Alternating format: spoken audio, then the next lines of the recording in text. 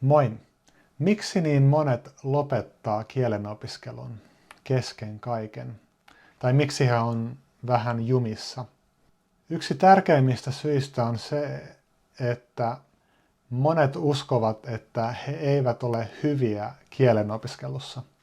Ja monet uskovat myös, että no mä en ole semmoinen ihminen, joka voi nauttia kielen opiskelusta.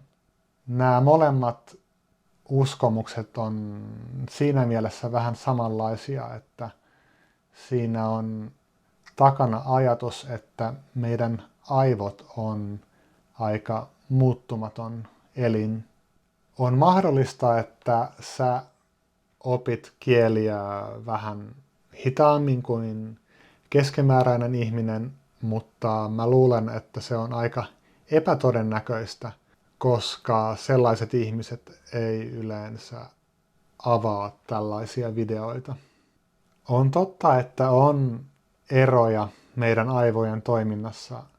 Joillain ihmisillä on raakaa tehoa heidän aivoissa enemmän kuin toisilla, mutta suurin osa ihmisistä on kuitenkin aika lähellä keskiarvoa. Lisäksi lahjakkuus on vain yksi asioista, jotka vaikuttaa opiskelumenestykseen. On paljon ihmisiä, jotka on lahjakkaita kielissä, mutta syystä tai toisesta he eivät käytä niitä lahjoja.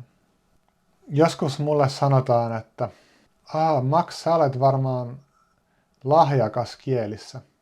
Musta se tuntuu hieman loukkaavalta, koska mä opiskelin esimerkiksi japania 4 vuotta, melkein joka päivä.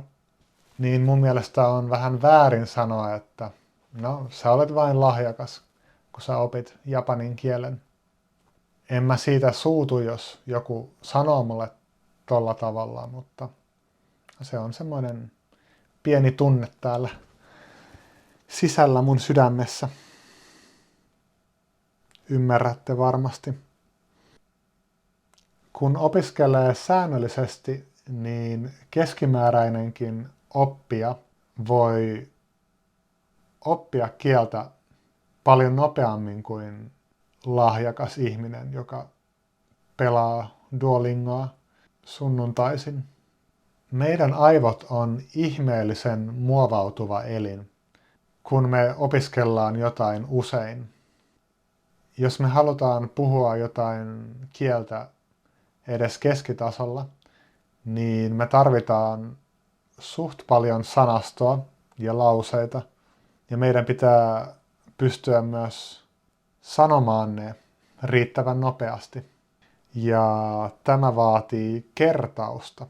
Siksi mä haluan painottaa sitä, kuinka tärkeää on opiskella joka päivä. Tai melkein joka päivä. Alkuvaiheessa se voi olla 10 minuuttia. Mutta kun tutustuu kieleen ja kulttuuriin, niin monesti siitä asiasta innostuu ja kun huomaa, miten nopeasti etenee säännöllisen rutiinin avulla, niin opiskelusta tulee monesti automaattista ja siitä tulee samanlainen tapa kuin hampaiden pesu. Luonnollinen osa elämää. Tuosta kertauksesta vielä on hyvä muistaa, että lapsetkin tykkää kuunnella saman tarinan monta kertaa. Ja se on yksi syy, miksi he oppii kieliä niin hyvin. Mä kuuntelen myös saman podcastin tai videon useamman kerran, varsinkin alkuvaiheessa opintoja. Kun jonkun jutun kuuntelee useamman kerran, niin se jää soimaan päähän vähän kuin joku kappale. Se on luonnollinen tapa imeä vierasta kieltä aivoihin. Munkin mielestä olisi hauskaa, jos elämässä voisi tehdä vain niitä asioita, missä on hyvä. Mutta sun on varmasti pitänyt oppia muitakin taitoja, missä sä et ole erityisen lahjakas. Moni ihminen maailmassa tarvitsee autoa, mutta monet heistä eivät luultavasti ole hirveän lahjakkaita kuskeja, mutta he ovat silti opetelleet ajamaan autoa. Mä luulen, että se on aika harvinaista, että joku sanoo, että mä en ole lahjakas kuski, joten mä en voi hankkia ajokorttia. Mä olen varma, että monet luulee, että heillä ei ole lahjoja kielen opiskeluun siksi, että heillä on käytössä huonot opiskelutekniikat. Mä sanoisin, että se on aika harvinaista, että jollain on käytössä hyvät kielenopiskelutekniikat. Siksi on mun mielestä hyvä olla avoin neuvoille ja kuunnella kokeneiden kieltenopiskelijoiden vinkkejä, myös muiden kuin minun. Sieltä voi löytää uusia tapoja opiskella kieliä, jotka voi olla myös hauskempia kuin perinteiset tekniikat, joissa painotetaan liikaa kielioppia. Tosiasiassa vain 5% opiskeluajasta pitäisi käyttää kieliopin opiskeluun, eikä sekään ole pakollista. Suurin osa opiskelusta pitäisi olla kuuntelua ja tai lukemista. Yksi parhaista paikoista saada tällaista harjoitusta on Link-sivusto. Mä itse käytän sitä tällä hetkellä päivittäin ukrainan kielen opiskelussa.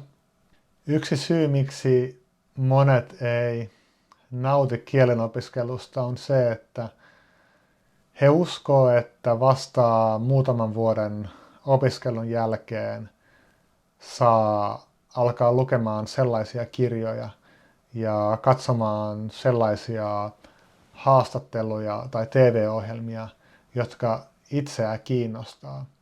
Monesti kuulee tämän vinkin, että kannattaa lukea lasten kirjoja. Mä en ole samaa mieltä. Jos sulla on joku todella rakas lastenkirja, josta sä oikeasti pidät ja ehkä jonka juonensa muistat hyvin, niin kyllä siitä voi olla hyötyä. Mutta aika monet lastenkirjat on kuitenkin aika tyylisiä. Ja ainakin täällä Suomessa lasten kirjoissa on usein aika harvinaisia sanoja itse asiassa. Ja ne on saatettu kirjoittaa jo suht kauan sitten. Ja nämä on hyviä asioita lapselle. On hyvä, että lapset oppii myös harvinaisia sanoja.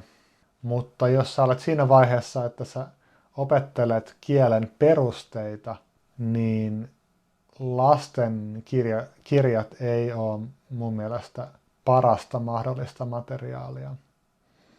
Sen sijaan mä suosittelisin sarjakuvien lukemista, koska sarjakuvissa on usein paljon dialogia ja vähän maiseman kuvausta ja muuta sellaista. Dialogi on usein suht luonnollista ja sarjakuvia on tosi monenlaisia. On rakkaustarinoita, on sotatarinoita, on rikostarinoita. Ja mä uskon, että melkein kaikki löytää jotain, mikä itseä kiinnostaa. Ja yksi hyvä puoli on myös se, että kuvat auttaa ymmärtämään, mitä ihmiset sanoo, ja ne antaa kontekstia niin, että sanat ja lauseet, mitä sä opit siitä sarjakuvasta, jää paremmin mieleen. Myös Link-sivustolla voi valita tekstejä, jotka itseä kiinnostaa. Ja tosiaan Link-sivustolla ne voi myös kuunnella. Se on aika tehokasta, kun voi sekä kuunnella että lukea. Mitä mieltä sä olet tästä aiheesta? Onko lahjakkuudella väliä kielenopiskelussa? Jos tämä oli hyödyllinen video sulle, niin Olisi hienoa, jos sä voisit jakaa tätä videota muille. Sulle se on vain muutama klikkausta, mutta se merkitsee paljon tälle kanavalle. Ja kiitos kun katsoit tämän videon kokonaan ja toivottavasti nähdään taas pian. Moi moi!